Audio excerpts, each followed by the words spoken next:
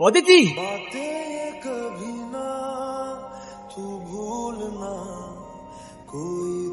তুমি এখানে? তুমি আমাকে একা ফেলে চলে যাচ্ছ অদিতি? বিবেক, হয়তো আমার কিছুই মনে থাকবে না, কিন্তু যেতে তো আমাকে হবেই। বলো বিবেক। আই সরি অদিতি, তুমি আমাকে মাফ করে দিও। তুমি কেন সরি বলতেছো? কারণ আমার জন্যই সব হয়েছে, আমার জন্য তোমাকে এই দুনিয়া থেকে চলে যেতে হয়েছে। আমার সাথে দেখা না হইলে তুমি এখনো। এভাবে কেন বলছো তুমি?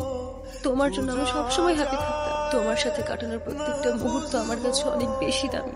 যদি দ্বিতীয় কোনো জীবন থাকতো, আমি আমার জীবনে আবারও তোমাকেই চাইতাম। Happy birthday Aditi. এটা তাহলে তোমারই দেওয়া ছিল? হ্যাঁ। তোমাকে আরেকটা বার বলতে চাই, I love you Vivek. I love you 3000 and more.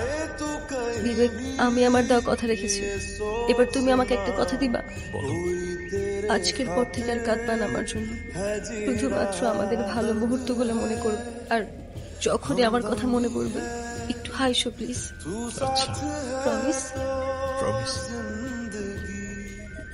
সময় খুবই স্ট্রেঞ্জ, চাইলেই হাতের মুঠোয় আটকে রাখা যায় না। সেই সময়কে পার করে তুমি আমার কাছে ফিরে এসেছিলে শুধুমাত্র তোমার দেওয়া একটা কথা রাখবার জন্য। রূপকথা নাকি সায়েন্স ফিকশন, কি দিব আমি এই গল্পের নাম? হতে পারে কোনো সময়ের সার্কেল কিংবা দ্য সার্কেল অফ লাভ।